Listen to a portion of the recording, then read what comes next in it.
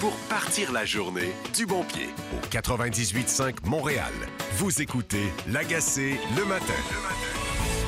L'énergie et l'audace nécessaires pour bousculer le statu quo semblent s'être dissipées. Puis le deuxième mandat est décevant. Oui, il est applaudi par un certain nombre de députés. Il faut choisir ses batailles. Les suggestions de pourboire devront être présentées d'une façon neutre et être toutes aussi visibles les unes que les autres sur le terminal. Quand nous allons au restaurant, nous ne devrions pas nous sentir sous pression au moment de payer l'addition. Voici Patrick Lagacé. Vendredi, le 13 septembre 2024. Merci d'être là. Le jour se lève, dernière journée de la semaine pour la région de Montréal. Météo, c'est assez simple aujourd'hui. Du soleil, quelques nuages, 28, 33 avec l'humidex. En fin de semaine, du soleil, presque pas de nuages, beau et chaud, 27 degrés. Et c'est comme ça, là, à peu près jusqu'à mercredi au moins. Il faut dire qu'on est gâtés à la veille de l'automne. Première nouvelle dont je veux vous parler ce matin, c'est ce qui est sorti là, hier, l'histoire de ce projet de loi sur les pourboires. Bien, ça a lancé une discussion au Québec sur le principe du pourboire, sur les modalités du pourboire, surtout au restaurant. Ça fait énormément jaser. Québec veut légiférer sur les pourboires. C'est comme ça que les premières informations du projet de loi qui s'intitule « Pour protéger le portefeuille et le pouvoir d'achat des familles québécoises » sont sorties. Un projet de loi sur les pourboires. Ça fait beaucoup jaser, je le disais. Les options sont souvent trompeuses, il faut le dire, là, quand on se présente, quand on arrive pour payer au terminal, surtout au restaurant.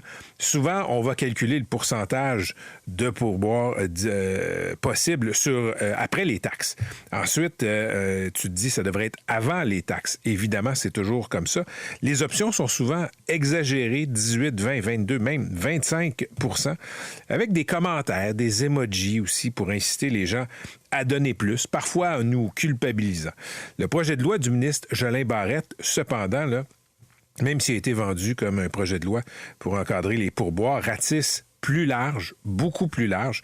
C'est un projet de loi pro-consommateur qui va des modalités de vente de thermopompes sur la route, là, qui viennent cogner à votre porte pour vous vendre une thermopompe, qui est un gros domaine, il faut le dire, de fraude. Et ça va, le projet de loi, jusqu'au financement quasi usuraire des véhicules automobiles quand on a une dette résiduelle. Ça va aussi toucher l'affichage de prix à l'épicerie. Mais je lisais ce matin dans la presse, là, il y a des restaurateurs qui auraient aimé qu'on profite de ce projet de loi-là pour serrer la vis à ce qu'on appelle dans l'industrie de la restauration les no-shows. Les no-shows, ce sont les gens qui réservent, qui font une réservation, qui appellent au restaurant ou qui passent par l'application et qui disent, écoutez, on veut une table pour vendredi, on veut une table pour samedi, 2 places, 4 places, 6 places, 12 places même, et qui finissent par ne pas honorer la réservation. Présentement, dans l'état actuel des choses, les restaurateurs ne peuvent pas demander un dépôt. Et si 2 personnes ne se présentent pas au restaurant après avoir fait une réservation, ben c'est gérable pour le restaurateur. Mais 6, 8, 10, même 12 personnes, là, ça peut être violent pour les finances d'un restaurant. Ça engage des coûts qui s'envolent en fumée. Ça fait des années que les restaurateurs se plaignent de ça. Et il y en a beaucoup qui auraient voulu que dans ce projet de loi-là, ben, on en profite pour serrer la vis au no-show. On va recevoir Simon Jolin Barrette, le ministre de la Justice, un peu plus tard à l'émission. À la une de la presse ce matin, il y a une visite de l'hôpital Sacré-Cœur, des blocs opératoires. Et je vous le dis, faut avoir le cœur solide pour lire cet article-là ce matin. Le bloc opératoire doit être régulièrement fermé pour cause d'infiltration d'insectes, des mouches, des coccinelles. Et j'ai commencé à lire ça en déjeunant ce matin. Venais de me réveiller. Je vous le dis, j'ai attendu d'arriver au travail avant de finir de lire ça. Une salle d'opération dans un hôpital, ça doit être stérile. Une mouche qui se pose sur un scalpel, ça peut être dangereux pour le patient. Pourquoi? Bien, parce que une mouche, ça transporte toutes sortes de bactéries, de virus, des trucs comme ça. Et il y a un risque d'infection pour le matériel, et s'il y a un risque d'infection pour le matériel d'opération, il y a un risque d'infection pour le patient et ça peut être dangereux. Là, c'est la saison des coccinelles, semble-t-il que c'est encore une saison d'infestation à Sacré-Cœur. Et les médecins ont fait faire le tour de certaines unités de l'hôpital du bloc opératoire à la journaliste. Et c'est pas juste les infestations, c'est aussi que c'est vieux. C'est très vieux, Sacré-Cœur. Le Sacré-Cœur, évidemment, l'hôpital dans le nord de Montréal, à Cartierville. Les salles d'opération sont 3 fois plus petites que les normes modernes.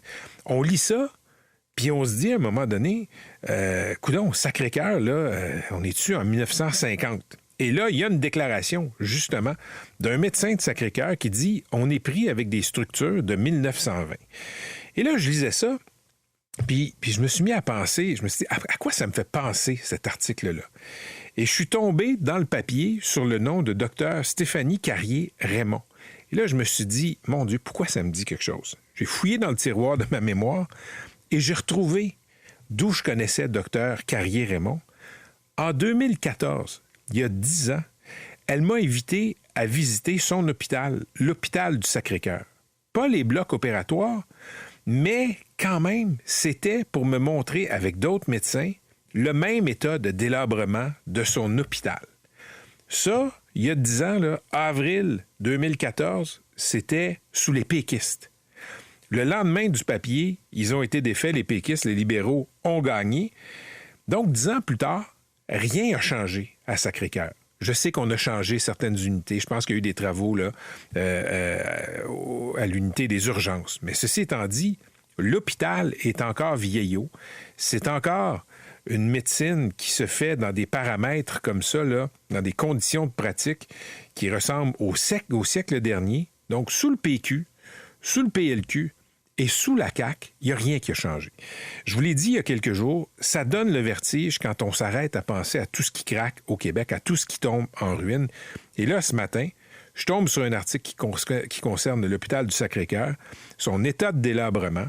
C'est pas un commentaire sur la médecine qui s'y fait, sur les soins qu'on y donne. Il y a de très bons soins qui se donnent à Sacré-Cœur, de la très bonne médecine. Mais quand même, c'est un hôpital, c'est un lieu qui appartient à un autre siècle. C'est quasiment le même papier que Jules Lampresse que j'ai écrit il y a 10 ans. Ce qui m'amène à mon prochain sujet. Yuri Chassin est un député de la CAQ qui a démissionné. C'est un député qui n'est pas super connu, là, faut le dire. Il n'a jamais été promu au Conseil des ministres. Il démissionne. C'est un gars de la droite économique. Pas juste centre-droite, là, c'est vraiment la droite économique, Yuri Chassin. Et il regrette que la CAQ ait perdu son âme, qu'elle n'ait pas livré le changement qu'elle promettait, qu'elle dépense trop, qu'elle n'ait pas la force de réforme que François Legault promettait d'être quand il a lancé le cercle de réflexion qui est devenu ce parti-là, la coalition Avenir Québec. Et il a raison, M. Chassin. On peut y faire un procès d'intention puis dire qu'il est juste frustré de jamais avoir été nommé ministre, mais je le regardais aller hier. Il va être avec nous un peu plus tard à l'émission. Et ça semble sincère avec son engagement idéologique. Ce que promettait d'être la CAQ quand elle était dans l'opposition, c'était un parti, là, si on prend le pouvoir, on va repenser le Québec. Les résultats, les services publics, là, on va là, améliorer ça, etc. Et quand on regarde ce qui se passe, quand on regarde les promesses de François Legault quand il voulait diriger, d'avoir des meilleurs services publics, d'avoir moins de gens dans la fonction publique, d'avoir un État moins sclérosé par les structures, par la bureaucratie, bien, force est de constater que M. Chassin a raison. François Legault n'a pas donné aux Québécois ce gouvernement-là qu'il promettait quand il était dans l'opposition. Ça allait être vraiment un parti, je ne veux pas dire révolutionnaire, c'est pas ça, mais un parti de réforme. Il voulait optimiser l'action des ministères, alléger les structures et les paliers décisionnels, notamment en éducation, en santé, faire le ménage dans la bureaucratie, dans le gaspillage. Il reprochait aux libéraux de ne pas avoir allégé le fardeau fiscal, de ne pas avoir allégé la lourdeur bureaucratique. Il a fait le même reproche aux péquistes. Et là, quand je vous dis toutes les ambitions de M. Legault comme ça, là, j'invente pas ça. Je suis retourné hier dans son livre qu'il a publié, « Cap sur un Québec gagnant ». Et c'est ce qu'il expliquait lui-même. Il n'était pas au gouvernement à l'époque. Il était dans l'opposition. Et c'était sa vision. C'est ce qu'il voulait, un État plus souple, moins de bureaucratie, moins de structure. Il a parlé dans son livre de ses années comme ministre de l'Éducation où il disait le ministère est trop centralisé, le système est trop centralisé autour du ministère, autour des commissions scolaires. Il voulait donner plus de pouvoir aux équipes écoles Qu'est-ce qu'il a fait, devenu premier ministre? Est-ce que c'est arrivé? C'est pas arrivé. Il a transformé les commissions scolaires en centres de services scolaires. L'État n'a pas rétréci. Il n'y a pas moins de fonctionnaires. Il y en a plus. Les services de santé ne sont pas plus accessibles. C'est comme c'était sous les libéraux. C'est comme c'était sous les péquistes. On attend encore pour un médecin, pour une opération. Qu'est-ce qui est arrivé? Je ne sais pas. Je vais poser la question à M. Chassin tantôt. Je sais qu'il a été en entrevue à beaucoup d'endroits hier. Au-delà de ses frustrations, j'aimerais ça l'entendre sur qu'est-ce qui se passe quand on arrive au gouvernement et qu'on n'est pas capable de livrer ça. M. Legault, c'est pas le premier à avoir voulu repenser l'État. Jean Charest a voulu le faire avec la réingénierie de l'État quand il est arrivé au pouvoir en 2003. Lui aussi s'est cassé les dents. Pourquoi? Pourquoi est-ce que c'est si difficile? On va en parler avec Yuri Chassin un peu plus tard à l'émission. On sait qu'il y a un enjeu. On en est très conscient. Maintenant, on souhaite vraiment prendre le temps parce que, vous savez, il y a des mesures dans d'autres pays qui ont été appliquées, mais il y a toujours la question de l'applicabilité. Donc, présentement, dans les prochaines semaines, on va être en mode vraiment écoute. Ça, c'est Amélie Dionne, députée de la coalition Avenir Québec. Elle est la présidente de la commission spéciale sur les impacts des écrans et des réseaux sociaux sur la santé et le développement des jeunes. C'est un très long titre, désolé, mais c'est la commission sur les écrans dans la vie des jeunes, des enfants, des adolescents, qui a commencé ses travaux hier. Ça va se poursuivre jusqu'au 26 septembre.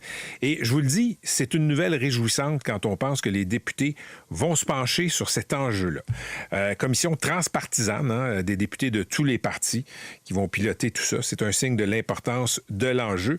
Je suis content que les députés se penchent là-dessus. C'est l'occasion de faire le point sur la science disponible. Parce que partout dans le monde, il y a des pays, il y a des États, il y a des provinces qui s'intéressent à cet enjeu-là qui inquiète les scientifiques, les spécialistes du développement du cerveau, de l'enfance, de l'adolescence. Ce que les experts disent, c'est assez clair. C'est que le temps passé dans les écrans, puis je dis dans les écrans parce qu'on est absorbé par le monde qui est dans les écrans. Pour les enfants, pour les ados, ce temps passé-là, loin de la vraie vie, loin du parc, loin de la cour arrière, loin des jeux dans la rue, loin des jeux avec les autres enfants, loin des conflits aussi avec les autres enfants, les autres ados, parce que les conflits, ça nous forme aussi quand on est jeune. Mais loin de la vie en 3D, dans le réel, mais quand on est à ce point-là dans les écrans, ça nuit à la socialisation, ça nuit à la résilience, ça favoriserait l'anxiété. Quand on dit que les enfants sont plus fragiles, qui ont de la misère à se faire dire non, il y a beaucoup de spécialistes qui font un lien avec ça. Il y a plein d'indicateurs aux États-Unis, au Canada, dans d'autres pays qui montrent que les troubles d'anxiété, certains troubles de santé mentale qui ont commencé à affliger les jeunes, bien, ça a commencé à exploser en Occident quand les écrans ont commencé à se multiplier. Donc, c'est pour ça qu'il y a plein d'endroits, comme le Québec, qui jonglent avec l'idée peut-être d'imposer un âge minimal, une majorité numérique pour accéder aux réseaux sociaux. La France pense à ça. Des États américains aussi, l'Australie. C'est très bien que le Québec y pense. On verra si après avoir discuté, après avoir entendu les experts, on pourra passer de la parole au geste, mais c'est une bonne chose qu'on soit en train de se poser des questions sur la place des écrans.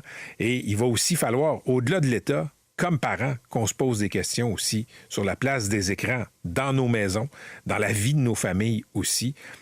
Si les enfants nous voient, nous les adultes, passer le plus clair de notre temps sur nos téléphones, ça se peut que ça leur donne le goût aussi de plonger dans les écrans. On va recevoir plus tard la députée caquiste Amélie Dionne qui préside cette commission. Je reste sur le thème des réseaux sociaux, des écrans, parce que il y a une mini-controverse qui implique Valérie Plante.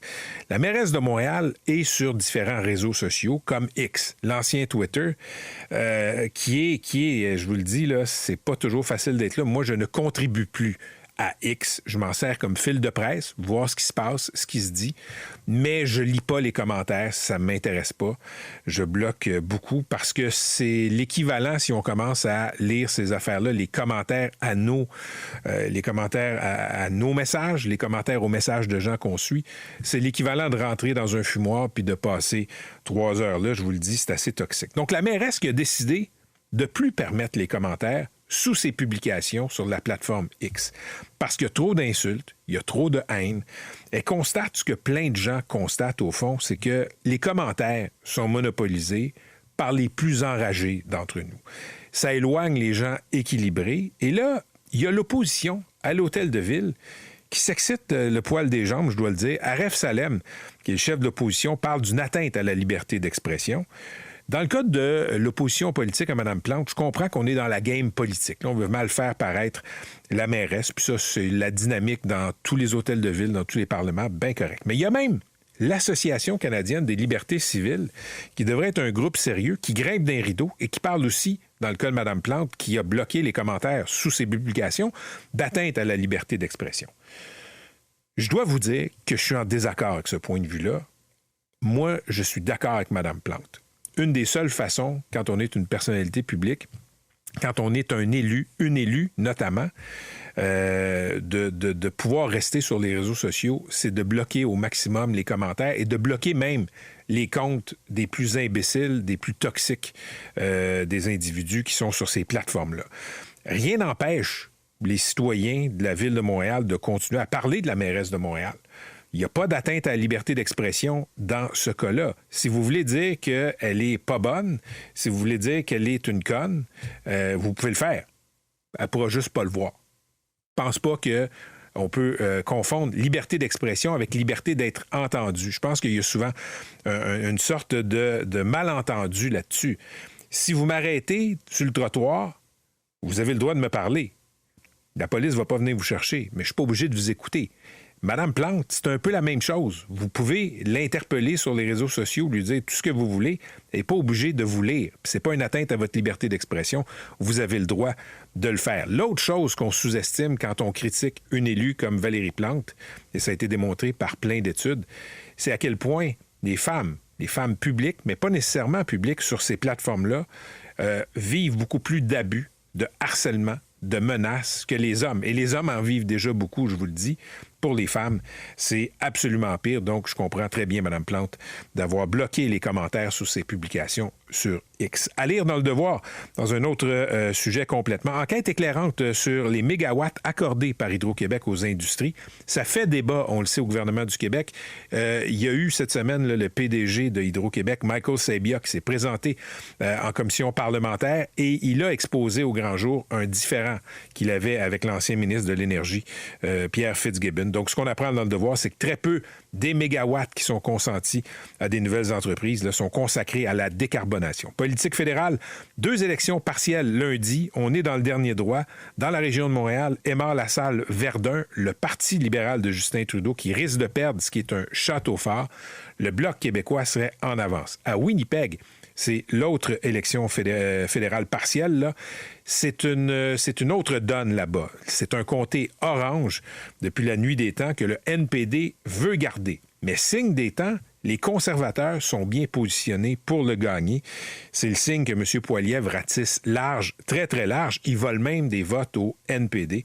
Il y a juste le Québec, quand on regarde les sondages, là, pour l'instant, qui résiste au charme de Pierre Poilievre. Sinon, si une élection se tenait demain matin, ben, ce serait fort probablement un balayage. Politique américaine, Trump va refuser un autre débat avec Kamala Harris. Elle a accepté.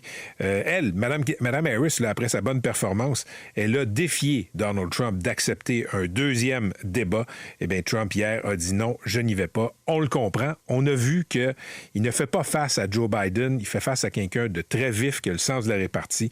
Et disons que ça a pas mal scié M. Trump. Ceci étant dit, il a peut-être perdu le débat, mais l'élection est dans 52 jours, la présidentielle du 5 novembre. Un débat ne fait pas une élection et les sondages le montrent. Les républicains, M. Trump, sont encore dans la course. Ça n'empêche pas M. Trump et les républicains de continuer à mentir. On dirait que ça fonctionne. Il y a l'histoire complètement folle de ces migrants haïtiens là, qui mangeraient des chiens et des chats dans l'État de l'Ohio. On veut faire peur aux gens, leur montrer que les migrants apportent de l'insécurité, que de l'insécurité. Et c'est un État clé. C'est pas un hasard si on pousse cette théorie du complot en Ohio. C'est un État qui peut aller d'un bord ou de l'autre et ça va être très important le 5 novembre. Merci d'être là. Toujours bien informé. Au 98.5 Montréal. Voici Patrick Lagacé. Le gouvernement du Québec a déposé hier le projet de loi 72 qui vise à protéger les consommateurs contre les pratiques commerciales abusives en offrant une meilleure transparence aussi en matière de prix et de crédit. Quand les premières informations ont commencé à circuler, ça s'est beaucoup focalisé sur le pourboire, l'encadrement de la présentation du pourboire sur les terminaux de paiement, par exemple, dans les restaurants. Quand on s'attarde au projet de loi 72, c'est beaucoup plus large que le pourboire. Simon Jolin Barrette est ministre de la Justice, ministre aussi responsable de la protection du consommateur. Il est au bout du fil. Monsieur Jolin Barrette, bonjour. Bonjour, M. Lagacé. Qu'est-ce que vous voulez changer dans la relation entre les consommateurs et les commerçants avec ce projet de loi? Ben, en fait, c'est surtout des irritants au quotidien que les consommateurs vivent auxquels on s'attaque. Que ce soit à l'épicerie, que ce soit au restaurant, au concessionnaire automobile ou même à la maison lorsque des vendeurs itinérants qui viennent nous vendre des thermopompes, des appareils de chauffage ou d'isoler notre entretoit avec de fausses photos. Il y avait beaucoup de plaintes, notamment là-dessus. Alors, on vient s'assurer d'avoir un rééquilibrage en faveur des consommateurs. Et surtout, au moment où vous avez vu l'inflation, à l'épicerie, chaque dollar compte pour les familles du Québec, il faut que les familles puissent faire le bon choix en fonction de leur budget disponible, en fonction de leur portefeuille. Donc, on vient simplifier, clarifier les règles d'affichage pour vraiment qu'elles puissent avoir la bonne information avant de faire un choix. Vous avez mentionné les thermopompes. En Ontario, si je ne me trompe pas, c'est interdit de faire des ventes de porte-à-porte comme ça de ce produit-là? Vous avez bien raison. Et on reçoit annuellement plus de 400 plaintes à l'Office de la protection du consommateur. Vous savez, on a tous vu des reportages de vendeurs qui viennent cogner à la porte puis qui installent une thermopompe beaucoup trop chère, 2, 3, 4 fois le prix qui aurait été payé en magasin. Et souvent, c'est avec des clients, des personnes à la maison qui sont dans une situation de vulnérabilité et que là, la thermopompe est déjà achetée, ils l'ont payé beaucoup trop cher rapidement et c'est de la vente sous pression. Donc ça, on vient interdire ça. Même chose pour les vendeurs itinérants qui disent « Ah, on va inspecter votre entretoit », puis ils redescendent de l'entretoit avec des photos qui ne sont pas des photos de votre maison et que ça constitue de la fraude. Puis là, ils disent « Bon, on va vous isoler ça puis changer ça ». Alors ça, maintenant, on interdit ça pour faire en sorte de protéger les consommateurs. Donc, quand le projet de loi va être adopté, si des gens viennent là pour inspecter l'entretoit, pour nous vendre une thermopompe, le simple fait de colporter ça, c'est illégal. Exactement. OK. Je veux qu'on parle des prix en épicerie. Comment vous allez imposer ça dans le réel? Parce que un des problèmes sur l'affichage, les épiciers le disent, c'est qu'il n'y a pas tant d'espace que ça sur la tablette. Est-ce qu'il y a des exemples dans le monde où les prix sont clairement affichés comme vous voulez qu'ils soient affichés? Ah, tout à fait, M. Lagacé. Prenez juste aux États-Unis, là, il y a plusieurs États nord-américains de l'Est des États-Unis qui ont des pratiques comme ça. Puis écoutez, c'est pas sorcier, là. Mettre le prix régulier par rapport à s'il y a un prix en rabais. Prenez certains épiciers au Québec, là, ils disent baisse de prix. Vous avez seulement le prix en spécial, mais vous savez pas combien vous économisez. Même chose pour les achats groupés. Vous achetez, 3 boîtes de céréales pour 10 $. Mais si j'en prends une, est-ce que je paye le prix rabais ou je paye le prix régulier? Les prix membres, les prix non membres aussi. Vous savez pas si vous bénéficiez du même prix aussi. Le prix à l'unité, ça, c'est extrêmement important. Parce que parfois, vous pouvez avoir une boîte de céréales qui est en rabais, mais peut-être que le format plus grand vous revient moins cher au prix à l'unité de mesure. Puis il faut être en mesure de comparer des pommes avec des pommes. Parfois, vous avez, supposons dans le jus, l'unité de mesure, c'est 100 millilitres, puis l'autre à côté, c'est sur 1 litre. Alors, il ne faut pas que les consommateurs québécois, quand ils vont à l'épicerie, ils traînent une calculatrice puis commencent à faire des mathématiques pour savoir, bien écoutez, moi, je vais en avoir le plus pour mon argent, pour le produit. Alors, on vient simplifier tout ça. Même chose pour les taxes. Les épiciers vont devoir indiquer est-ce que le prix, le produit, il est taxable ou non. J'ai donné un exemple hier sur les boîtes de bar-tendre. Une boîte de 5 bar-tendre n'est pas taxable, est taxable. Une boîte de 10 bar-tendre n'est pas taxable. Mais par contre, une boîte de bar-tendre de 5 unités, en fonction de la nature des ingrédients, peut ne pas être taxable aussi.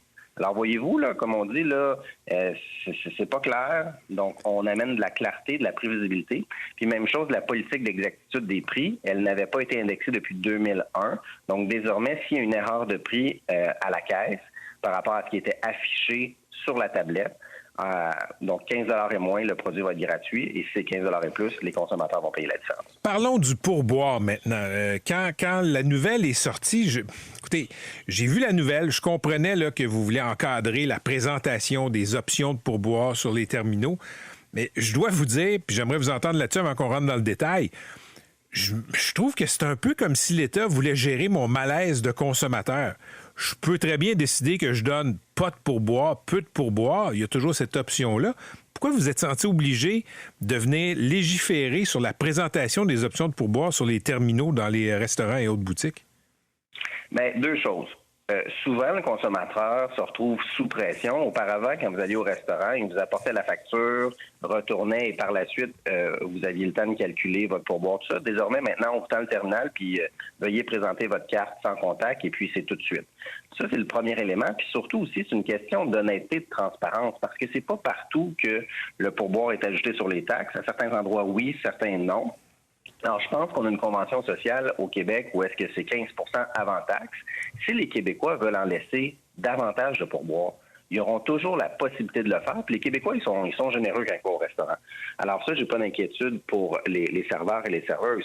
Mais il y a une question d'honnêteté, de transparence, puis de pression sur le consommateur. Alors c'est pour ça qu'on intervient à ce niveau-là. Mais on fait pas en sorte de dire où on doit laisser du pourboire, dans quel type de commerce, tout ça. Ça, on laisse ça à l'appréciation des gens. Les Québécois sont assez grands pour faire leur propre choix.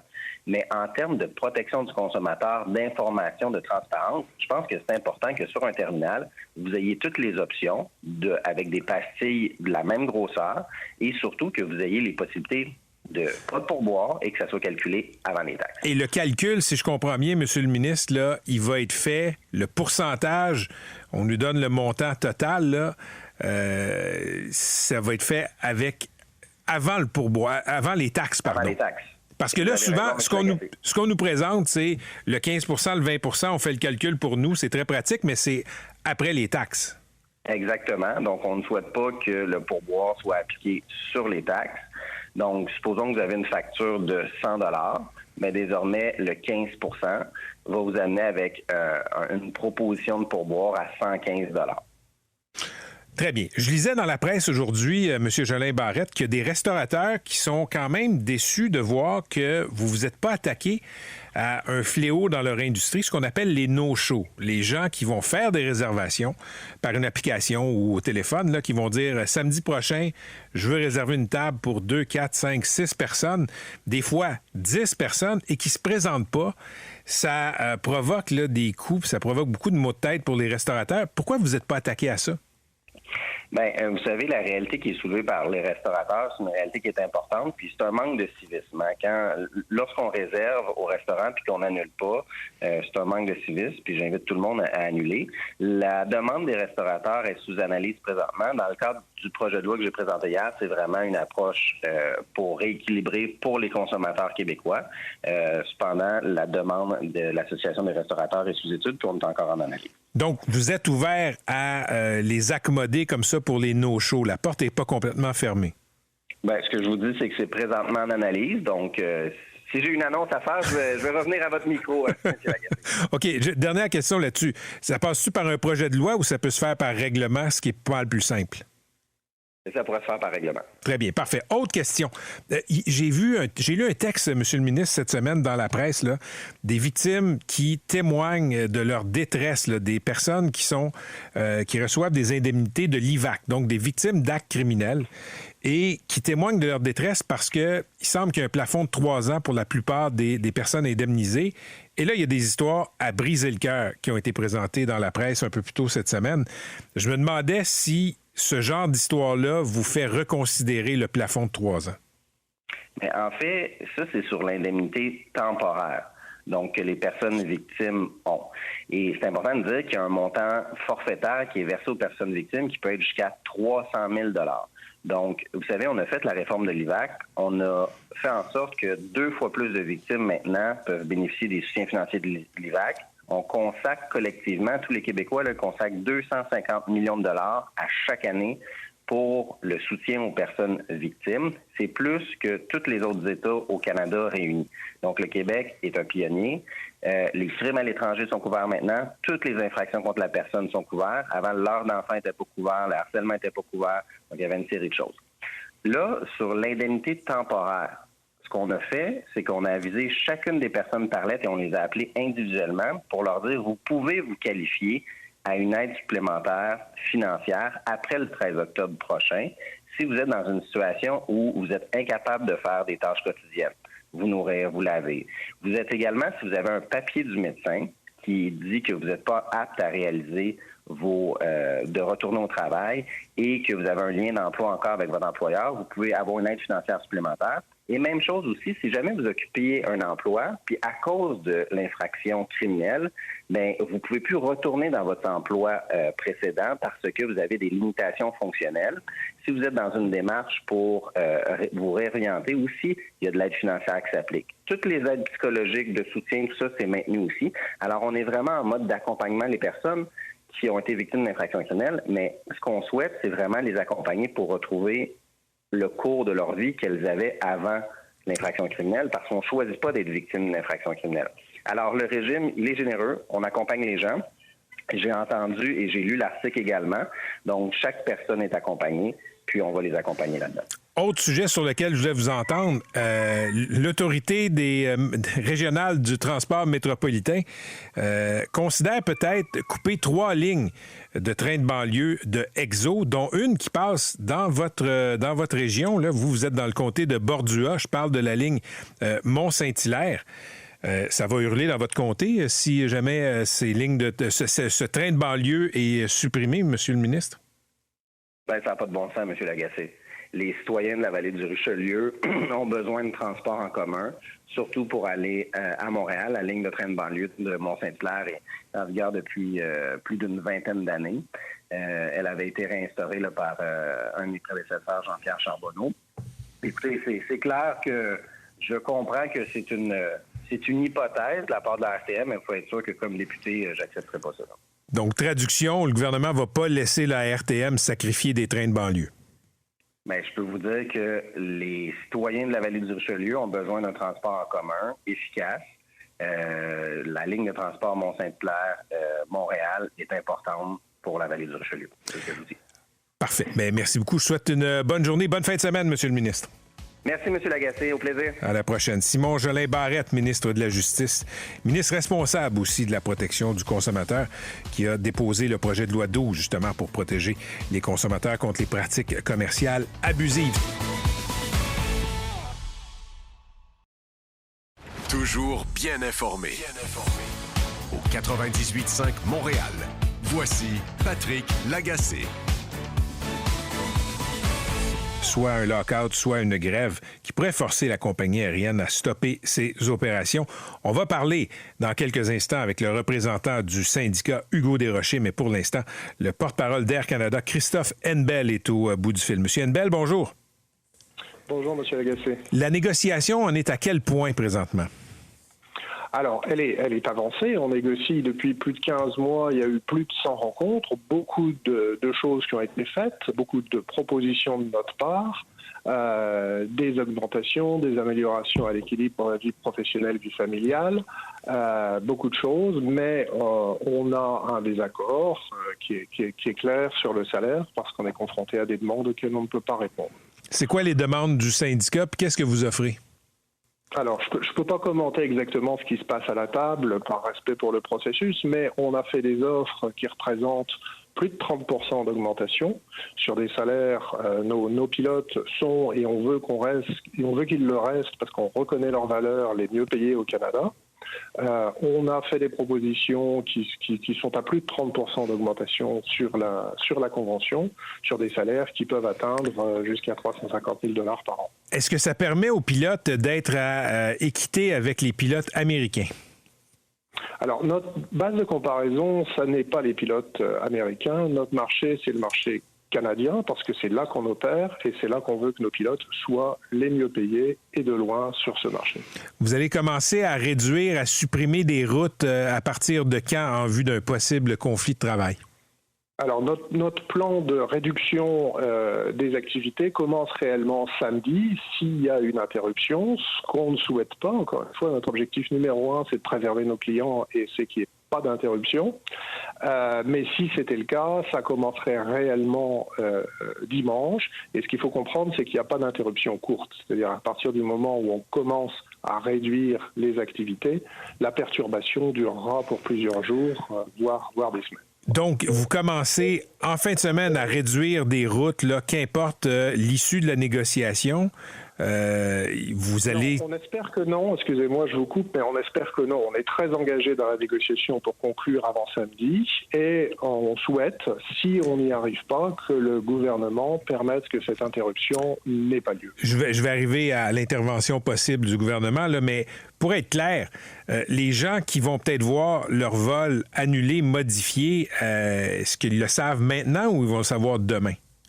Non, ils ne le savent pas encore. On n'est pas encore capable aujourd'hui d'informer les clients sur les vols qui vont être annulés. On le fera dès que c'est possible, avec une interruption progressive, c'est-à-dire au cours des 3 jours qui commencent dimanche, de plus en plus de vols annulés, pour avoir à partir, si on est vraiment dans ce scénario-là, à partir du 18, 110 000 clients qui vont se retrouver sans vol chaque jour.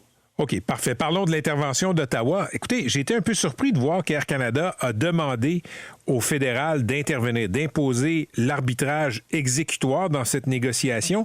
Pendant que vous négociez, ça s'est fait il y a quelques jours, là, le 7 septembre. Pourquoi on a fait cette demande-là pendant les négos? On n'a pas demandé à ce que ça intervienne pendant les négos. C'est-à-dire, comme je vous le disais, encore une fois, on est très engagé à la table et on travaille très très fort pour trouver une solution d'ici samedi soir. Mais Mais qu'est-ce que vous avez demandé le 7 septembre? On a demandé le 7 septembre à ce que le gouvernement se tienne prêt à intervenir si les négociations ne réussissent pas. On n'a pas demandé à ce qu'il intervienne le 7 septembre, on a demandé à ce qu'il soit prêt.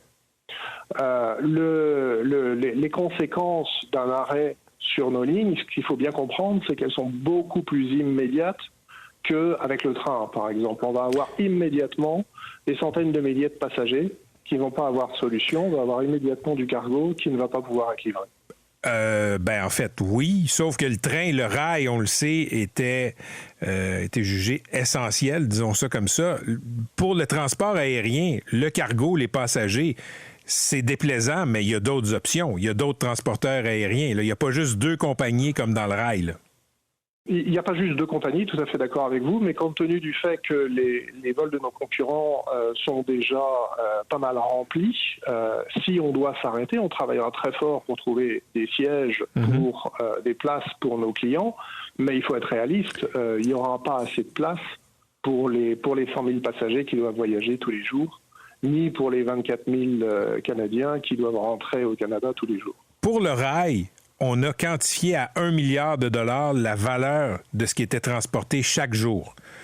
Donc, on voyait le coût pour l'économie qui était énorme pour les chaînes d'approvisionnement. Vous n'avez pas le même argument à Air Canada, là? Non, la problématique n'est pas la même. La problématique n'est pas la valeur des marchandises. C'est clair que c'est beaucoup moins important, mais si on parle de cargo, on transporte 30% des marchandises qui sont transportées par air de et vers le Canada. Et c'est des marchandises qui ne peuvent pas voyager autrement que par air. Et puis, évidemment, c'est le nombre de passagers qui est extrêmement important et des plans qui vont être malheureusement perturbés. Encore une fois, notre priorité, c'est d'éviter ça. On y travaille très fort.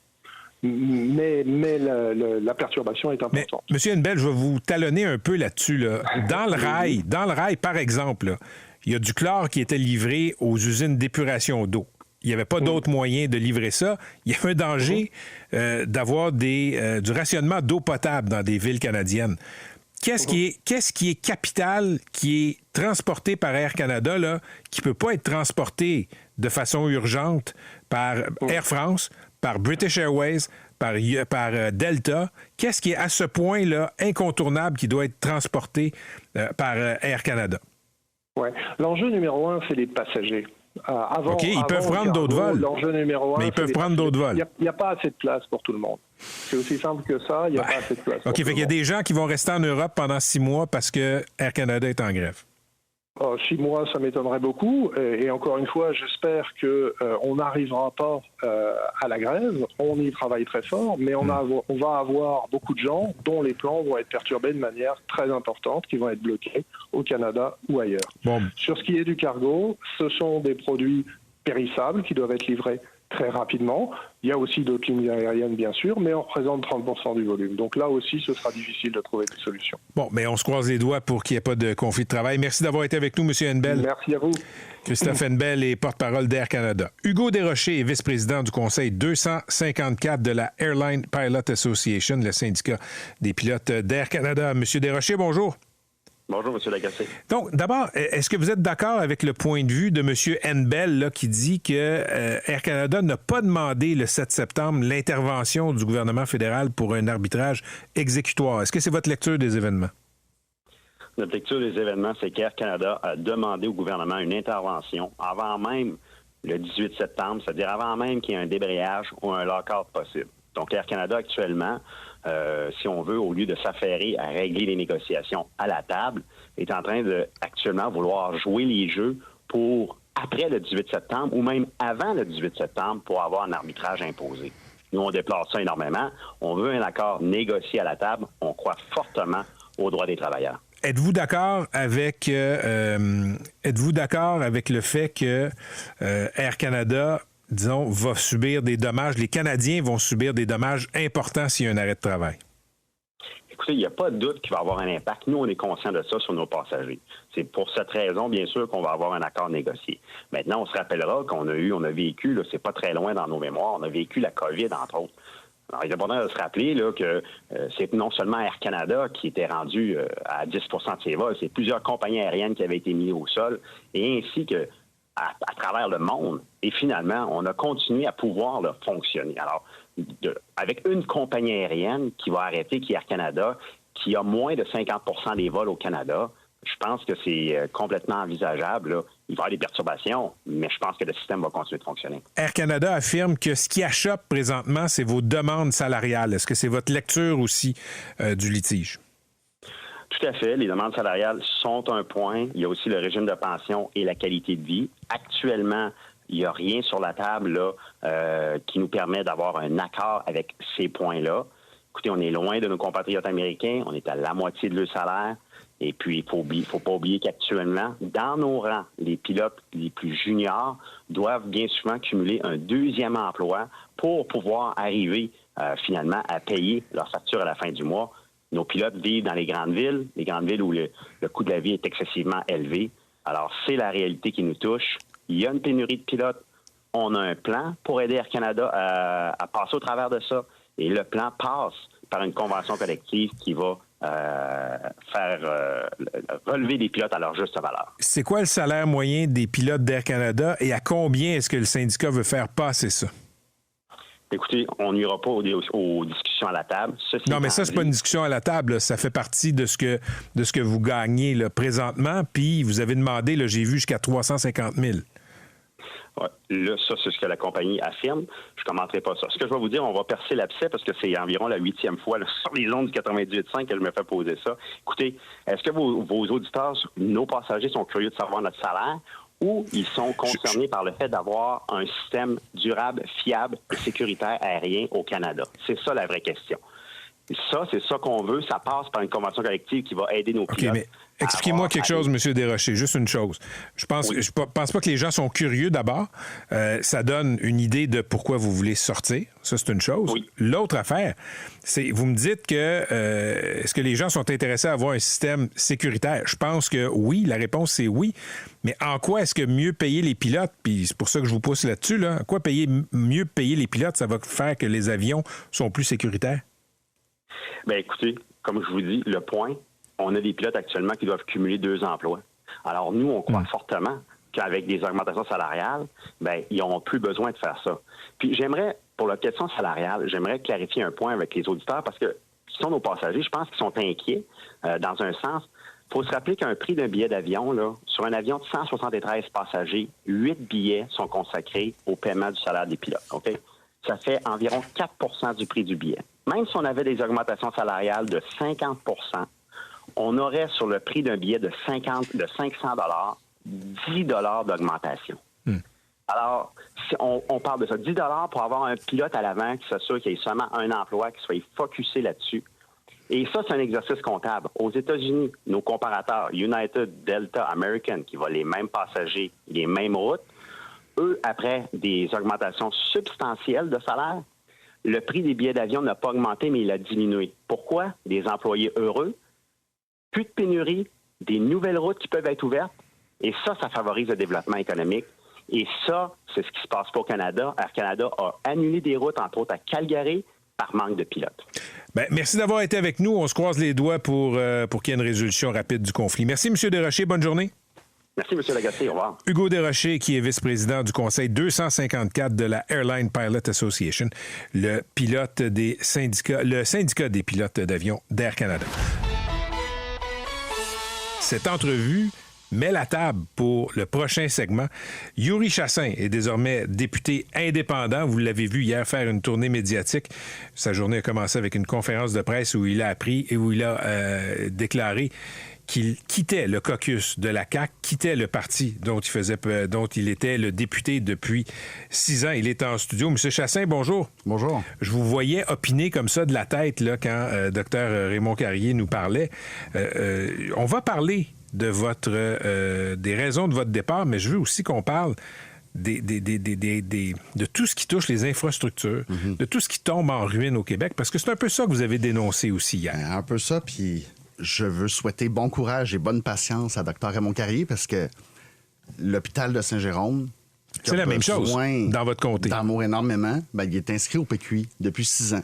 Le Programme québécois des infrastructures. Exactement. Et donc, là, qu'est-ce qui se passe? On est dans le processus bureaucratique du dossier d'affaires. On va le conclure bientôt. Après le dossier d'opportunité vient le dossier d'affaires. Puis là, on fait des plans et devis, puis on consulte, puis c'est correct qu'il faut une bonne préparation.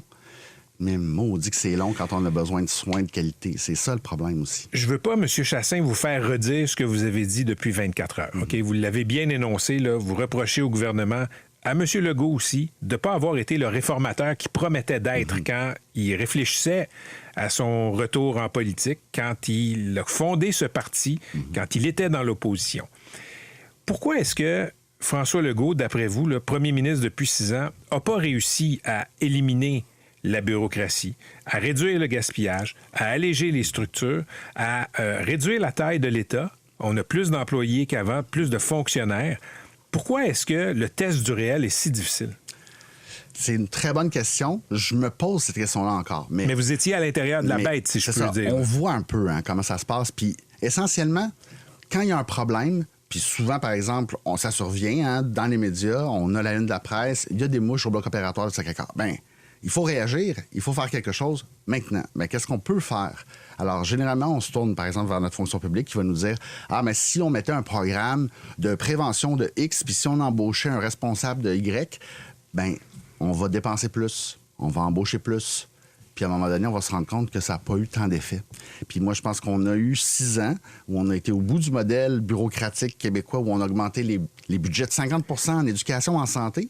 Est-ce que les résultats sont nettement meilleurs? Il y a des choses qui avancent, là, on va se le dire. Puis en santé, le plan du B, on croise tous les doigts, on espère tous que ça va marcher. Mais il y a des choses qu'on pourrait faire qui sont caquistes, là, nos positions, puis qu'on fait pas. Mais c'est le temps qui manque. Vous avez parlé... ça fait 6 ans, là, le temps qui manque, je comprends. Là, mais c'est toujours c'est comme l'urgent et l'important. M. Dubé dit ça souvent. Il y a l'urgent, puis c'est tout de suite, parce qu'il faut que ça soit tout de suite. Puis il y a l'important. Puis est-ce qu'on a le temps de se consacrer à des dossiers de fond? C'est plus difficile. Ça passe vite.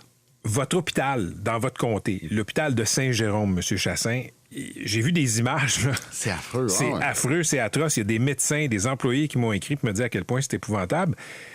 À quel point c'est une métaphore de la sclérose québécoise? Exactement. Je pense qu'on ne peut pas trouver meilleur. Métaphore, il y a Sacré-Cœur aussi. Oui, c'est ça, mais à la limite, on ne peut pas trouver meilleur parce que c'est dans les Laurentides, on est la 4e région en importance en termes de population. L'hôpital de Saint-Jérôme, c'est le vaisseau amiral. C'est comme il y a Saint-Eustache aussi qui est très important, puis il y en a d'autres, mais c'est visiblement pas une priorité pour beaucoup de gouvernements dans le passé. Puis là, on essaie de rattraper le retard. Puis moi, je pense qu'on essaye, mais on essaye selon la vieille recette ou selon ce qui nous est présenté comme étant possible. Puis on fait pas cet effort d'audace qu'on a fait quand on a mis au défi, par exemple, en pleine COVID, les réseaux de l'éducation puis de la santé de former 10 000 préposés aux bénéficiaires, là, tout de suite, en quelques mois, puis ça prenait de l'audace. Il faut encore retrouver cette audace-là. Quand Jean Charest a été élu premier ministre du Québec, il promettait la réingénierie de l'État. Oui. Je relisais hier des bouts du livre de François Legault quand il était dans l'opposition, Cap sur un Québec gagnant. Il n'utilisait pas le mot réingénierie, mais j'ai l'impression qu'il parlait de réingénierie. Ça fait 20 ans. Est-ce que l'État québécois est réformable? Bien, forcément que oui. Pourquoi? Parce qu'on a des élections.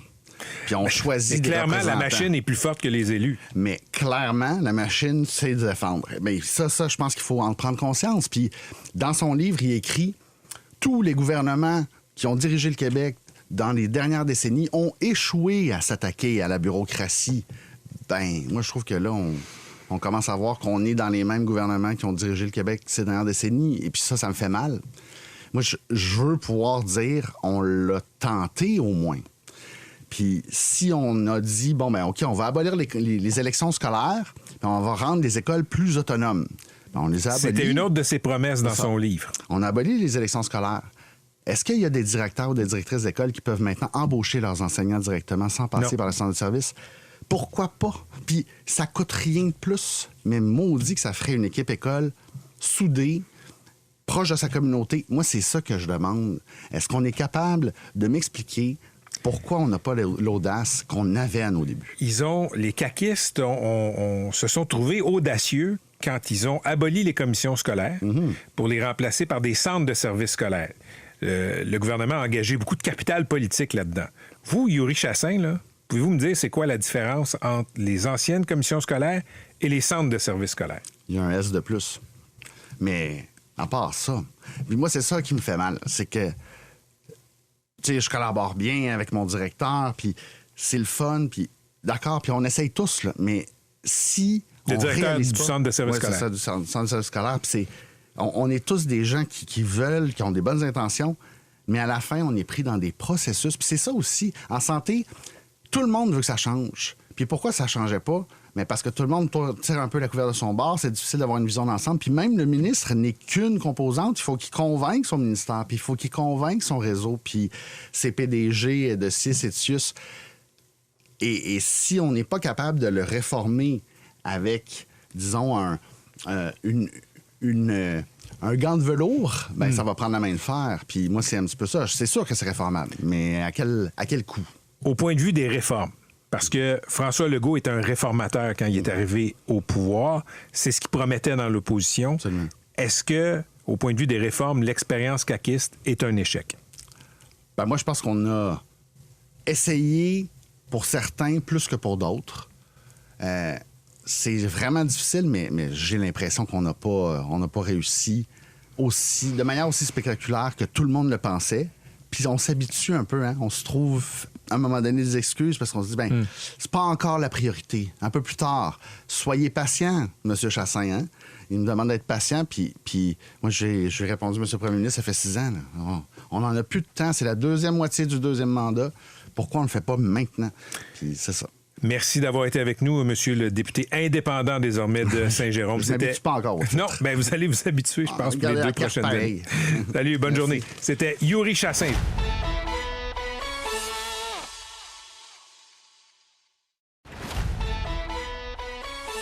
Voici Patrick Lagacé. Parler d'international, Jean-François Lépine est là pour sa chronique du vendredi. Jean-François, bonjour. Bonjour, Patrick. On va parler de l'Ukraine et de ce qui se passe autour de l'Ukraine. Oui. Là, Joe Biden qui devrait annoncer ce vendredi à Washington en présence du premier ministre britannique que l'Ukraine va pouvoir utiliser des missiles à longue portée pour frapper la Russie sur son territoire. Oui, et c'est une étape importante qui risque de changer ce conflit-là qui dure depuis 31 mois. La rencontre entre le premier ministre britannique et Joe Biden à Washington, ça se déroule au moment où les ministres de la Défense de l'OTAN sont réunis à Prague.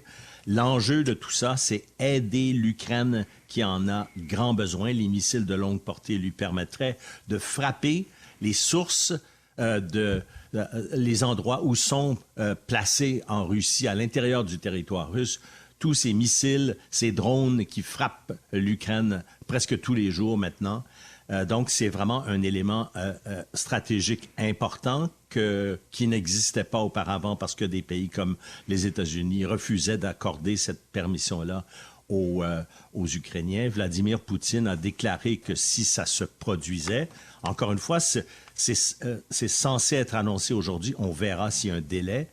Mais si, donc, on permettait à l'Ukraine d'utiliser les missiles de longue portée fournis par ses alliés pour frapper le territoire russe, Poutine dit que ce serait une déclaration de guerre de la part de l'OTAN. Pourquoi?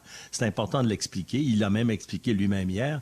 Si l'Ukraine utilise ces missiles-là pour frapper à l'intérieur du territoire russe, elle a besoin d'avoir des informations stratégiques sur les emplacements en Russie, des cibles qu'elle vise, et ces renseignements-là sont fournis par les alliés de l'OTAN. Donc, ça implique ça veut dire que l'OTAN s'impliquerait presque davantage, de façon très importante, dans ce conflit-là, ce qu'elle n'a pas fait jusqu'à maintenant. Joe Biden voulait pas franchir ce pas-là, mais aujourd'hui, au moment où on se parle, même le chef de la minorité républicaine au Sénat américain, Mitch McConnell, appuierait cette décision-là, contrairement d'ailleurs à Donald Trump, qui, dans le débat, mardi, on l'a vu, a tenté d'éviter complètement toute cette question de l'Ukraine. Et Jean-François, disons que, comme on le prévoit, là, les Ukrainiens auraient cette permission de prendre les missiles à longue portée pour frapper la Russie.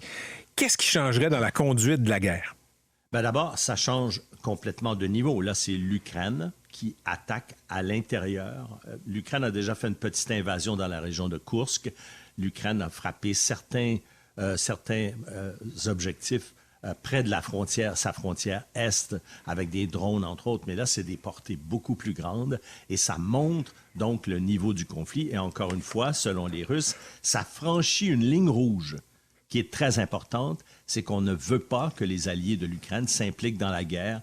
Et ça risque d'amener des représailles de la part de Moscou, mais on dit que les conseillers à la sécurité aux États-Unis ne voulaient pas franchir cette étape-là parce que ça justifierait Moscou de demander, par exemple, à l'Iran de frapper des objectifs militaires américains au Moyen-Orient. Il y a beaucoup de soldats américains déployés au Moyen-Orient. Donc, ça élargirait aussi la guerre, sans parler d'une menace toujours formulée par Moscou d'utiliser des armes nucléaires si l'OTAN s'engage dans ce conflit-là.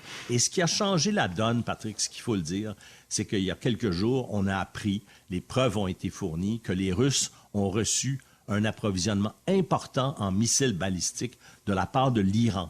Donc, avant que tout ça ne s'étende encore davantage, on dit, on va permettre à l'Ukraine d'utiliser des armes qu'on ne lui permettait pas d'obtenir. Tout ça se passe, d'ailleurs, au moment où les Russes sont autour de la ville de Pokrov, dans l'est de l'Ukraine, qui est un lieu très stratégique pour l'armée ukrainienne.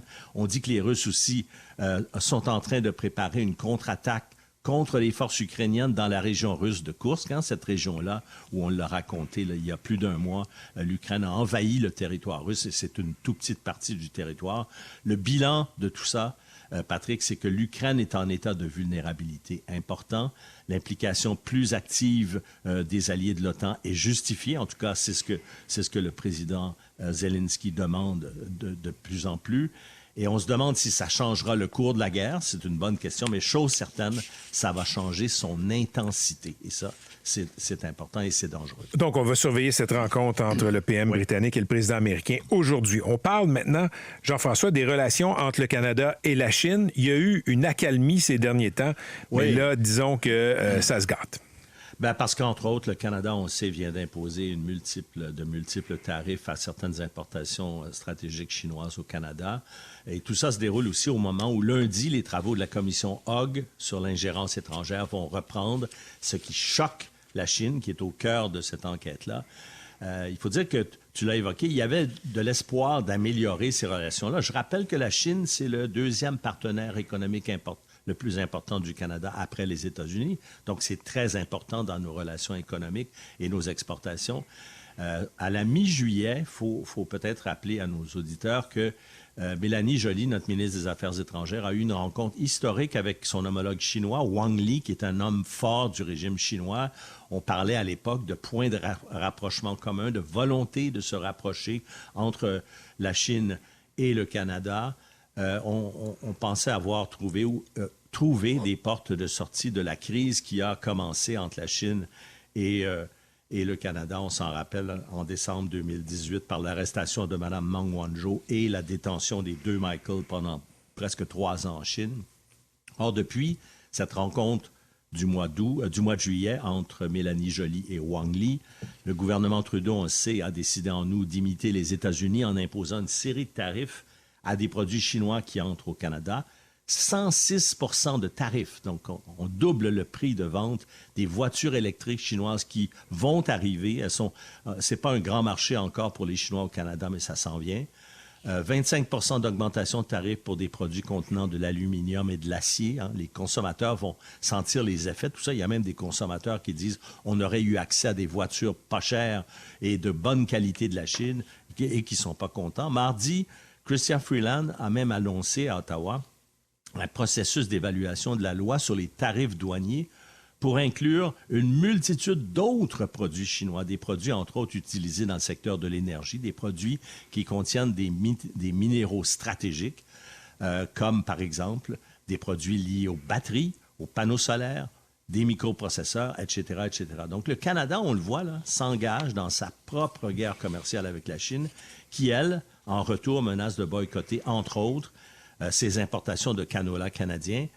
Il faut dire là, que 70 % de nos exportations de canola, qui est une céréale très importante, produite au Canada, 70 % de nos exportations vont en Chine si les Chinois décident de boycotter. C'est plus d'1 milliard de dollars de pertes pour les producteurs canadiens. Je rappelle en passant que la famille de Chrystia Freeland est impliquée dans la culture de canola. Elle en a toujours parlé. La Chine, en plus de ça, dans ses relations avec les pays, beaucoup de pays dans le monde ont beaucoup de problèmes depuis la pandémie. Les investisseurs étrangers en Chine, les investissements étrangers en Chine ont beaucoup baissé. Les étrangers ne sont pas revenus en Chine après la pandémie, principalement à cause d'un durcissement du régime chinois. C'est d'ailleurs au cœur de la politique indo-pacifique du fédéral qui a été révélée il y a quelque temps déjà et qui identifiait la Chine comme une puissance perturbatrice. Donc, on voit, il y avait un espoir peut-être d'ouvrir les portes et de recommencer à avoir des relations commerciales normales avec la Chine. Mais on voit que tout ça se ferme graduellement. Il y a même des avertissements émis par le gouvernement du Canada aux Canadiens qui se rendraient en Chine, où on les prévient que la loi est appliquée de façon arbitraire, qu'il y a des risques d'arrestation, surtout d'interdiction de quitter la Chine en cas de différends juridiques. Je connais même moi-même un homme d'affaires québécois qui est dans cette situation-là depuis des années. Et tout ça se produit au moment où la Chine sera encore une fois, donc, comme je l'ai dit, au cœur de l'actualité canadienne, avec la reprise lundi des travaux de la commission Hogg sur l'ingérence étrangère au Canada, en particulier celle de la Chine. Alors, si on croyait que les relations allaient s'améliorer, je ne pense pas que ça va être facile. Et d'ailleurs, c'est important de le dire, lundi, l'ambassadrice du Canada à Pékin, Jennifer May, sera au Conseil des relations internationales de Montréal pour parler des relations entre les deux pays. Ça va être intéressant de l'entendre. Et lundi, Jean-François, tu es de retour en ondes avec nous pour une autre chronique. Je te souhaite une excellente fin de semaine ensoleillée. Bonne fin de semaine. Merci, c'était Jean-François Lépine. La grande visite en studio, Charles Tisser, journaliste, communicateur scientifique et animateur de l'émission Découverte à Radio-Canada, est avec nous. Bonjour Charles. Bonjour Patrick. Merci d'être là. Merci d'inviter. C'est une nouvelle saison de Découverte qui commence dimanche. Ça fait combien de saisons? Pour Découverte, c'est la 37e. Quel exploit! Oui, puis moi, c'est la 33e parce que Pierre Maisonneuve était là avant moi. Il a commencé à animer Découverte pendant 4 ans. Il faisait ça merveilleusement. Il avait l'air d'un bon professeur de sciences de cégep chaleureux. Je l'écoutais tous les jours quand l'émission était diffusée. Je faisais le téléjournal à l'époque. Puis en préparant le téléjournal, on regardait Pierre. On aimait ça beaucoup, beaucoup. Moi, j'ai succédé à Pierre. Comment est venu le coup de foudre pour la science d'abord et l'envie, disons, de faire une émission de science? Écoute, je te dirais les comics Superman d'abord, là.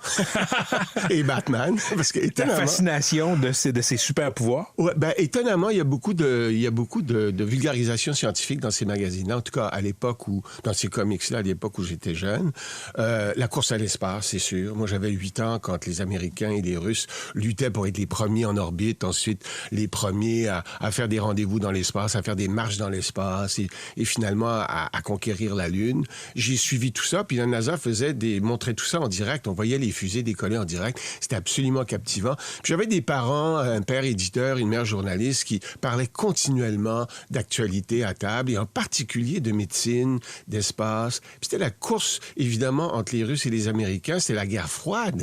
Et on avait peur d'être vaporisés à chaque instant, nous, les baby-boomers à cet âge-là. C'était pas par une guerre nucléaire. C'était pas théorique. Alors, pendant la crise des missiles de Cuba, je me souviens, j'avais 12 ans, puis je revenais à la maison le soir, puis je pleurais parce que je pensais que c'était notre dernier soir en famille. Je pensais qu'on allait tous y passer. Puis maintenant que les archives ont été déclassifiées, on sait qu'on est passé très proche, d'ailleurs. À quelques reprises. Ah oui. De quoi tu es le plus fier de ce que cette émission-là, Découverte, a accompli, qui est devenue un incontournable? C'est d'avoir réussi à rejoindre le grand public. Avant Découverte, il y avait une émission très bonne qui s'appelait Science-Réalité, qui rejoignait environ 250 000 personnes, ce qui est quand même très bien toutes les semaines. C'est surtout des gens vraiment intéressés par la science. Mais le mandat de Découverte, ça a été de dire très bien, on a cette base formidable, mais là, on va élargir pour aller chercher monsieur, madame, tout le monde, pour atteindre, au fond, le grand public. Devenir une émission majeure qui rejoint beaucoup, beaucoup de monde, à la fois à chaque diffusion. Et ça, c'était évidemment avant toutes les plateformes d'aujourd'hui et tout ça. Il y avait une émission de télévision, beaucoup de gens la regardaient. Et c'est ce pari-là qui a été relevé et qui nous a permis assez rapidement d'atteindre les 600 000, 700 000 téléspectateurs, une vitesse de croisière qui a duré pendant des années. Ce qui n'était pas le cas avant. Et pourquoi? Parce que c'était des reportages qui utilisaient un langage tout à fait de tous les jours, près du monde, sans infantiliser le public. Le public est très intelligent et curieux, mais quand même en utilisant des mots que tout le monde pouvait comprendre, de l'infographie exceptionnelle, des réalisateurs et des journalistes passionnés qui voulaient raconter l'histoire comme s'ils la racontaient à leur grand-mère ou à leur tante à table le soir. Et pas aux spécialistes. Voilà, exactement. Mais sans oublier les spécialistes, parce qu'il fallait pas qu'on se trompe, il fallait qu'on ait une rigueur absolue, parce que si tu te trompes en cardiologie, prochaine fois que tu parles à un cardiologue, il dit, écoutez, là, j'ai entendu votre reportage, là, excusez-moi. Pas sérieux. Ouais, c'est ça. Donc, il y avait une rigueur absolument incontournable, qui est encore là, bien sûr, mais on a réussi à rejoindre le grand public. Je dirais que c'est ça, le plus grand succès de Découverte. Est-ce que tu as une frustration, baignant dans la science, baignant dans le journalisme scientifique, à voir que depuis quelques années, Charles Tisser, il y a un négationnisme face à la science. Quand on n'aime pas les faits scientifiques, on l'a vu pendant la COVID, on nie ça, on se trouve une autre étude qui fait notre affaire et on dit que la science est dans le champ. Oui, le problème, évidemment, maintenant, c'est avec les médias sociaux, Internet, il y a de la désinformation qui peut devenir virale. Et les gens, étant très curieux, étant très intelligents, croyant déjà à quelque chose d'eux-mêmes, s'y retrouvent quelque chose qui correspond à ce qu'ils aimeraient lire, à ce qu'ils aimeraient entendre, ils sont attirés par ça. Puis les moteurs de recherche, évidemment, sur les sites, nous offrent tout un menu de nouvelles qui sont parfois fausses, qui sont pas vraies. Et la science, la vraie science, la vôtre, quand vous faites votre émission, la nôtre, quand on fait Découverte, les Années-Lumière et d'autres émissions de ce genre-là, on doit combattre ça quotidiennement. On doit, dans tout ce qu'on fait, remettre les pendules à l'heure pour que, justement, quand on diffuse sur toutes les plateformes maintenant, bien, les gens aient cette contrepartie-là qui est celle de la vraie histoire de la science. Et l'autre problème, si je puis dire, Patrick, c'est que la science, il y a des allers-retours. Des fois, on va dire, attention, porter le masque, c'est peut-être pas une bonne idée parce que vous allez vous infecter les mains, ensuite infecter votre masque, vous saurez pas comment le mettre et le retirer. Maintenant, on sait qu'au contraire, c'est très important de porter le masque quand tu es en face d'un virus qui est aéroporté. Alors, mais ça, c'est les allers-retours de la science. Et ce que ça fait, c'est que les gens entendent ça, puis ils disent, non, mais c'est pas sérieux. Ils nous ont dit ceci, puis maintenant, ils nous disent cela. Mais ça, c'est aussi l'histoire de la science. Ce que je comprends de ta réponse, Charles Tisser, c'est que loin d'être frustré par la désinformation, tu te dis qu'il faut continuer à faire de l'information scientifique. Mais on a une tâche encore plus capitale, essentielle en ce moment, parce que qu'est-ce qui sous-tend la civilisation, entre autres, c'est la démocratie. Et qu'est-ce qui sous-tend la démocratie? C'est les vraies informations, les vrais faits, les analyses bien rigoureuses et bien réfléchies. Et l'histoire de la science, il faut que tu la racontes de façon très précise, de telle sorte que le citoyen est bien informé sur ce qui se passe dans les différents domaines, environnement, méthode de reproduction, etc., etc., pour pouvoir voter pour les partis qui ont des programmes qui correspondent à la vraie science. Mais pour ça, il faut informer le monde. Alors, on a un rôle très important à jouer parce qu'on a de la compétition. Avant, on n'avait pas cette compétition-là des médias sociaux avec des gens très séduisants, très intelligents qui mettent n'importe quoi sur ces plateformes-là. Mais qui sont bons communicateurs. Mais de super bons communicateurs. Ils savent maquiller ça pour qu'on soit séduit. Et parce que tout le monde est intelligent et curieux, et puis qu'on n'a pas souvent le temps de faire des recherches soi-même ou qu'on n'a pas eu la chance d'apprendre à faire des recherches soi-même, on peut se faire prendre et puis courir avec un lapin comme ça et un lièvre comme ça et se tromper de lièvre. Charles, je t'écoute parler et j'entends ta voix. C'est la première fois que je pense que je te rencontre et qu'on a une discussion si longue. Je veux t'entendre sur le mot fascinant. Parce que quand on pense à Charles Tisser, on va l'imiter, on va dire « Ah, fascinant ». D'abord, est-ce que ça te dérange qu'on t'imite comme ça? Plus maintenant. Maintenant, ça me fait vraiment plaisir. C'est comme une marque de commerce pour découvrir. Oui. Je trouve ça formidable. Mais au début, ça m'a fait quelque chose. Je vais te dire pourquoi. J'étais narrateur de documentaires à l'époque, puis j'avais un réalisateur extraordinaire qui était un passionné et qui me demandait d'en mettre beaucoup. Il y avait beaucoup de points d'orgue dans ma façon de lire à voix haute ces documentaires-là. J'en mettais trop. Et c'était devenu vraiment fascinant. Regardez cette araignée dans sa toile. Elle attend sa proie. Non, c'était beaucoup trop, Patrick. Oui. J'ai fait un fou de moi-même, là. Ah oui, hein? Ah oui. Les apartistes ont commencé le groupe d'humoristes, à casser du sucre sur mon dos. Ensuite, ça a été d'autres émissions. Mais... j'ai compris, par la suite, je me suis corrigé et j'ai recommencé à lire correctement. J'avais eu un très bon professeur, François Roset, qui devait se retourner dans sa tombe en m'écoutant lire les documentaires de cette façon-là. Je suis revenu à une version tout à fait normale depuis des années maintenant. Mais fascinant est resté. Et étonnamment, pour le public, c'était pas pour rire de moi, quoique rire avec moi peut-être. Oui. Mais en même temps, c'était, je pense, se raccrocher à cette émission qui est vraiment captivante, passionnante, fascinante, et que j'en suis pour le moment l'image. Alors, tout ça va ensemble, et on a même fait un balado qui s'appelait Fascinant. C'est Radio-Canada qui m'a dit, Charles, on devrait l'appeler Fascinant. Bien sûr. Puis je dis, j'ai avalé, oui, faisons ça. Mais depuis des années maintenant, je suis très heureux de ça, et je suis heureux de porter cette enseigne. Charles, je te souhaite une nouvelle saison de découvertes fascinantes. Ça commence dimanche, 18h30 à Radio-Canada. Merci beaucoup de cette visite. Merci. La contraception masculine s'en vient dimanche prochain. J'espère que ça va arriver. C'est si longtemps qu'on en parle. Ça a l'air que ça va fonctionner maintenant. Ça allégerait nos blondes et nos épouses. Merci beaucoup, Charles. De rien.